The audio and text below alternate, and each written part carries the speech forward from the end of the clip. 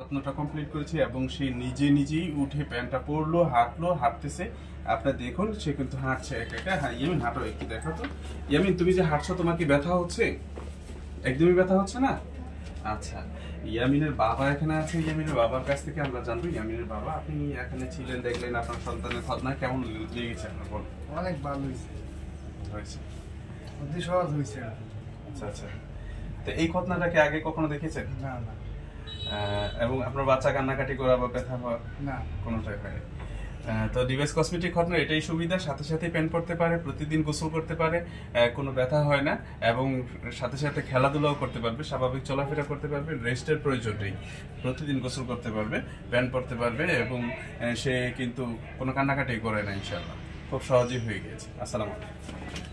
এই আমি তুমি এখন নেমে ফুটবল খেলতে পারো।